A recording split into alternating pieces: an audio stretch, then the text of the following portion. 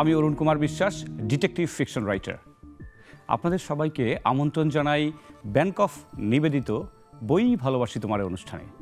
আপনারা জানেন এটি একটি আড্ডা, বইয়ের আড্ডামূলক অনুষ্ঠান। আমরা একজন অতিথিকে নিয়ে হাজির হই প্রতি পর্বে বই নিয়ে আড্ডা দেওয়ার জন্য। আমাদের আজকের আড্ডার মধ্যমণি আঁখি সিদ্দিকী। অনেক ধন্যবাদ আপনাকে। আমি প্রথমেই জানতে চাই আপনার এই কবি হওয়ার পেছনে অনুপ্রেরণা বা কিভাবে আপনার এই জার্নিটা শুরু হলো? আসলে জার্নিটা খুব একটু মজার গল্প আছে। সেটি হলো যে আমার যখন শৈশব, একেবারে আমি ক্লাস 3-4-এ পড়ি, তখন আমার মা আমার নানা বাড়ি মানিকগঞ্জে, আমাদের বাড়ি খুলনাতে। তখন ওই ট্রেনে করে আমরা যাতায়াত করতাম। তো পৌঁছানোর পর আমার মায়ের হচ্ছে বেবি হবে, তৃতীয় বোন আমার। দ্বিতীয় বোন যখন আমার মেঝো বোন হলো, পরপর 2 বোনের পর আমার প্রত্যাশা ছিল যে ভাই হবে, মানে সবাই বলছিল আর কি, আমি তো বাচ্চা। তখন আমার বোন হওয়াতে আবার মন খারাপ হলো। তখন আমি মন খারাপ করলাম যে এইভাবেই বলেছিলাম কথাটা, আমার নানু গল্প করেছেন যে এত ভাইডু করলাম, বুন্ডি হলো। আমাদের খুলনার আঞ্চলিক ভাষা বুন্ডি বলে। তো সেই বোনের যখন মন খারাপ হলো, তখন নানু আমাকে বললেন যে তুমি একটা ছড়া লিখতে পারো। আর ছড়া বলতে তুমি বোনের নাম রাখতে পারো। তো আমার নাম রাখা নিয়ে খুব দুশ্চিন্তায় পড়ে গেলাম। তখনই আমার প্রথম ছড়া লেখা, আমার ছোট বোনটি নাম দেব কোনটি, এইভাবে আর কি। তো এই ছড়াটা লিখবার পর দেখলাম যে বাড়ির যে মামা খালা সবাই বললেন যে আমি নাকি কবি হয়ে গেছি, বা খুব একটা অন্যরকম বড় কিছু একটা তারা আনন্দ করছিলেন আমাকে নিয়ে। এই আনন্দটুকু, তাদের সেই প্রত্যাশাটুকু আমাকে বোধহয় আজকে প্রেরণা দিয়ে বা ঠেলে এখানে নিয়ে এসেছে। আপনি পড়েছেন বাংলা সাহিত্য এবং তারপরে HRM, তো এই আপনার কবিত্ব বা এই কাব্য স্ফুরণ, এটা কি আপনার বাংলা সাহিত্যে পড়ার পেছনে কোনো ভূমিকা রেখেছিল? খুব বেশি না, কারণ হচ্ছে যে আমার কবিতা আসলে নাজিল হয়, আপনারা কবিতা বা যে কোনো লেখাই, কারণ শুধু কবিতা আমি লিখিনি, আমি প্রবন্ধ বা গল্প লিখেছি, উপন্যাস লিখেছি। কিন্তু সবচেয়ে বড় ব্যাপারটা হচ্ছে যে কবিতার ক্ষেত্রে যদি আলাদা করে বলি, এটা যেমন লালন বলতেন না যে পোনা মাছের ঝাঁক এসেছে, তো ভেতরে আসে কবিতা লেখা যায় না। তো কবিতা যখন আসে তখন আসে, সেক্ষেত্রে সাহিত্যে পড়া বা না পড়া খুব বেশি না। আচ্ছা, মানে তার মানে বলতে চান যার মধ্যে এই কবিত্ব আছে উনিই করতে পারবেন? হ্যাঁ, আর চেষ্টা করে কিছু হয়, কিন্তু নাজিল হওয়ার ব্যাপারটা এটা আলাদা একটা অনুভূতি। আচ্ছা, এখানে আমার একটা প্রশ্ন, বর্তমান সময় যারা কবিতা লিখছেন, অনেকেই কবিতা লিখছেন, প্রচুর কবিতার বইমেলায় বের হয়। এটা কিন্তু যারা সমালোচক এবং কবিতা বোদ্ধা বা পাঠক, তারা কিন্তু বলে থাকেন যে আজকালকার কবিতা দুর্বোধ্য, এগুলো বোঝা খুবই কঠিন। আমরা রবীন্দ্রনাথকে বুঝি, আমরা পল্লীকবি জসিমউদ্দিনকে বুঝি, জীবনানন্দ দাশের কবিতা বুঝি, কিন্তু এখনকার দিনে অনেকের কবিতাই বুঝি না। এ ব্যাপারে কি বলবেন? আমি বলতে চাই যে দুর্বোধ্যতার ব্যাপারটা হচ্ছে, আমি যদি আপনাকে বলি যে পঠন বা পাঠন, কবিতা যদি পড়া থাকে বা ভেতর থেকে আসে, তখন সেটা সহজেই হবে। সহজ কথা সহজে বলতে পারাটাই কিন্তু কবিতা। কিন্তু আপনি যদি অনেকগুলো ডিকশনারি নেন, সেখান থেকে কঠিন কঠিন শব্দ তুলে এনে একটা কিছু সাজান, সেটা অবশ্যই দুর্বোধ্য হবে। আরেকটি কথা এখানে যোগ করি, সেটা হচ্ছে অ্যাবস্ট্রাক্ট ফর্মের কথা বলেন। যে একটা ছবি এঁকেছেন শিল্পী, আমাদের বলছেন আমরা বুঝতে পারছি না ছবিটা কিসের, বলছে একটা অ্যাবস্ট্রাক্ট ফর্ম। অ্যাবস্ট্রাক্ট ফর্ম ঠিক আছে, কিন্তু রিয়েলিস্টিক বিষয়গুলো না। এটা নিয়ে তো পাবলো পিকাসোর একটা খুব মজার একটা কৌতুক রয়েছে যে উনি একবার এক জায়গায় ছবি প্রদর্শনীর জন্য গিয়েছেন, যিনি এই ছবিগুলো টাঙাচ্ছেন তিনি আসলে ছবি নিয়ে এত বুঝতেন না। তো যেই কাগজে করে ছবিগুলো রোল করে নিয়ে আসা হয়েছিল, সেখানে কিছু কিছু মানে একটু একটু রং লেগেছিল, ওটাকেও ওই ভদ্রলোক টাঙিয়ে দিয়েছেন। এবং তখন একজন বলেছে বাহ, একজন বোদ্ধা বলেছেন যে বাহ, এটা তো সবচেয়ে সুন্দর একটা ছবি হয়েছে। এই যে অ্যাবস্ট্রাক্ট ফর্মের ব্যাপারটাকে এনে দুর্বোধ্য করবার চেষ্টা, বা উত্তর আধুনিক কবিতা যেটা বলা হচ্ছে সেটা বলা হচ্ছে, কিন্তু আমি মনে করি যে সহজ কথা সহজে বলে ফেলাই সহজ এবং সুন্দর। এবং আমি মনে করি যে যেটা বলা হয় beauty is truth, truth beauty, এটা আমাদের অন্যতম একজন রোম্যান্টিক পোয়েট বলেছেন আমাদের ইংরেজি সাহিত্যে। তো আসলে সৌন্দর্য জিনিসটাও কিন্তু কবিতার মধ্যে থাকতে হয়, এবং দুর্বোধ্য জিনিস কখনো কিন্তু সুন্দর হয় না। তিনটা ব্যাপার আপনাকে থাকতে হবে, একটা আবেগ, একটা চিত্র, মানে ছবিটা দেখতে পেতে হবে আপনাকে, কল্পচিত্র। কবিতাটা তো আসলে শব্দ দিয়ে একটা ছবি আঁকার খেলা। তো সেই ছবিটা যদি আপনি দেখতে না পারেন এবং আপনার পরিচিত শব্দের মধ্য দিয়ে যদি না হয়, তাহলে ওটা আপনার বোধগম্য হবে না। আর বোধগম্য না হলে ওটা আপনাকে কিভাবে বিকশিত করবে? কিন্তু আপনি কি আমার সঙ্গে একমত হবেন যে এই জিনিসটি কিন্তু এখন চলছে? অনেকেই মনে করে যে এই দুর্বোধ্যতা, এই হলমার্ক তাকে একটা বিশিষ্টতা এনে দেবে, এরকম প্রয়াস যে চলছে। এটা হচ্ছে যে ওই যে বললাম না, চেষ্টা করে লিখতে গেলে এমনটি হয়। এটা যদি হয়ে যেত, এটা অনায়াস লভ্য হলে ভালো হতো। অনায়াস হলে তখন আর এই দুর্বোধ্য হতো না।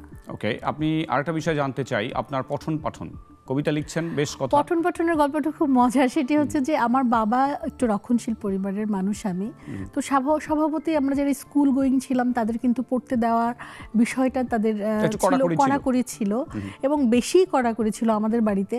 তো সেক্ষেত্রে আব্বা আমাকে 2 টাকা টিফিনের টাকা দিতেন। তো তখন আপনি যদি 90 দশকে বড় হয়েছেন নিশ্চয়ই জানেন যে আমরা যারা 90 দশকে বড় হয়েছি তারা কিন্তু বই ভাড়া পেতাম। তো ওই 2 টাকা আজকে টিফিনটা না খেয়ে আরেকদিনের 1 টাকা জমি আরেকদিন নিয়ে এই 3 টাকা দিয়ে আমি সেবা প্রকাশনের বই ভাড়ায় পাওয়া যেত। এবং তখন সেবা প্রকাশনের বইয়ে মাসুদ রানা সিরিজ, এবং তখন আমাদের শুরুটা কিন্তু 3 গোয়েন্দার বই দিয়ে, হ্যাঁ, রকিব হাসান মুসা এবং এই 3টা চরিত্র ছিল অসাধারণ এবং আমার জীবনে এই 3টা চরিত্রের অসম্ভব একটা প্রভাব পড়েছিল সেই সময়টা। এবং তখন থেকে আসলে এই গোয়েন্দা বা থ্রিল বা অ্যাডভেঞ্চার দিয়ে শুরু, তারপর তো শীর্ষেন্দুর অ্যাডভেঞ্চার, তারপরে তো হচ্ছে যে এবং এরপরে তো বুঝতেই পারেন কলকাতার সমরেশ মজুমদার থেকে শুরু করে ওই সময়টা সুনীল গঙ্গোপাধ্যায়, এই সময়টা দিয়ে পড়া শুরু। তারপরে আমরা ধীরে ধীরে আমি হচ্ছে অনুবাদ সাহিত্য বা বিদেশের যে সাহিত্যগুলো আছে বড় সাহিত্যিক তাদেরকে শুরু করলাম পড়তে। তবে আমি একটা আরেকটু এখানে যোগ করি 3 গোয়েন্দার বিষয়টি নিয়ে, সেটা হলো যে বই এত পড়তাম যে আমার ছোট বোন লিখেছিল ডায়েরিতে যে আমার আপু এত বই পড়ে যে পাগল হয়ে যাবে। আমরা দেখতে পাচ্ছি শিল্পী কবি সাহিত্যিকদের কর্মের সমালোচনামূলক প্রবন্ধ, তো এটা আপনি খুব নিষ্ঠার সঙ্গে করছেন। এই কাজটা আসলে এই বইটা যেটি আপনার হাতে সেটি পাঠক সমাবেশ করেছিল বইটি।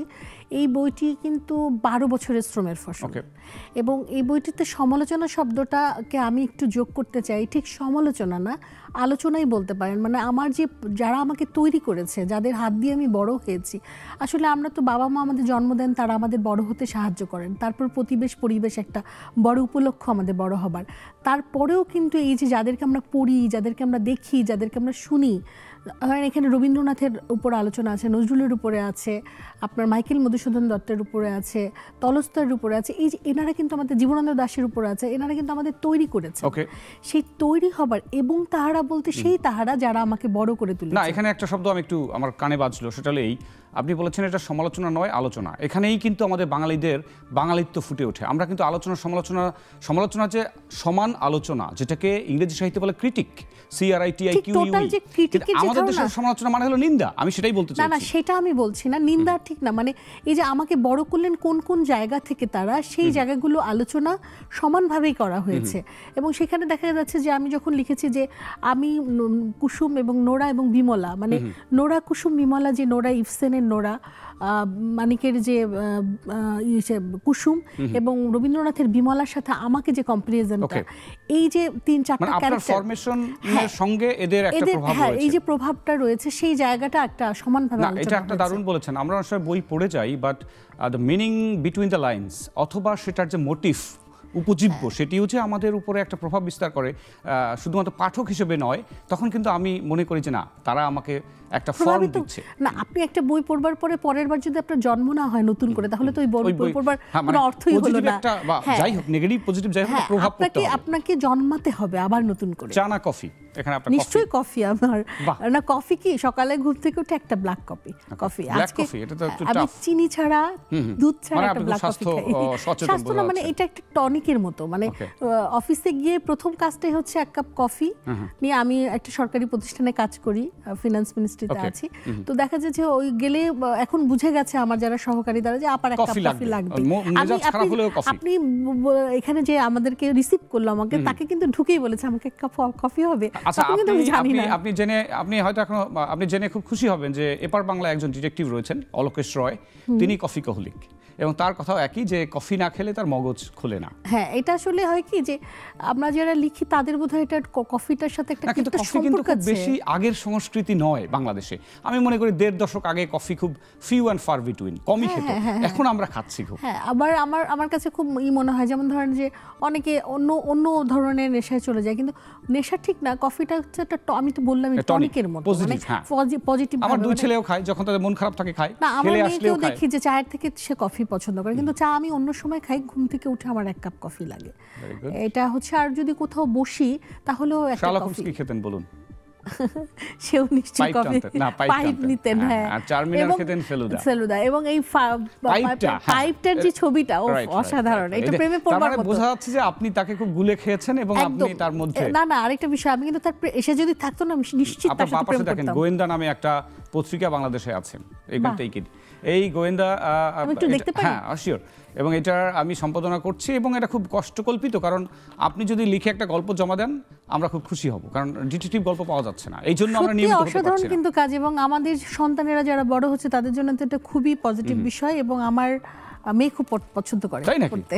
তাহলে তার জন্য আপনি একটা নিয়ে যাবেন, এবং আমি চাই যে আমাদের বর্তমান প্রজন্ম যুক্তিনিষ্ঠ হোক, তারা যেন একদম। আবেগকে খোলাম কুচির মতো নষ্ট না করে একদম দেয়, না করে, মানে প্রশ্ন করতে শিখুক, লজিক্যাল হোক। লজিক্যাল, এবং গোয়েন্দা থিংকিংটাও যেন সেরকম হয়।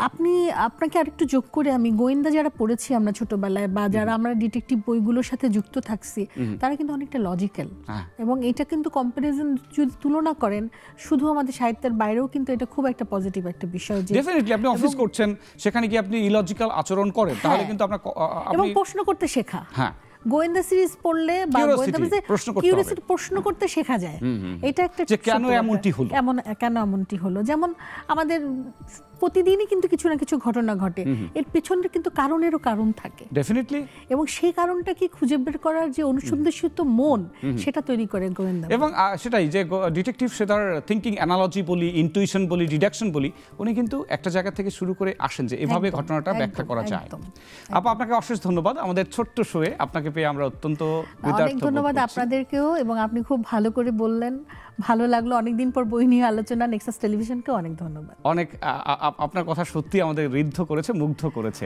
প্রিয় দর্শক, ধন্যবাদ। আমাদের আজকের পর্বের ইতি টানছি এখানেই। আবার দেখা হবে নতুন পর্বে অন্য কোনো অতিথির সঙ্গে। সে নাগাদ ভালো থাকুন, সুস্থ থাকুন, এবং অতি অবশ্যই বইয়ের সঙ্গে থাকুন।